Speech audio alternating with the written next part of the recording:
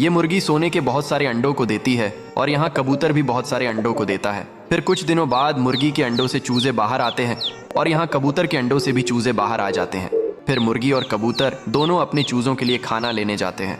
तभी ये हरामी विशाल सांप सभी चूजों को खा लेता है।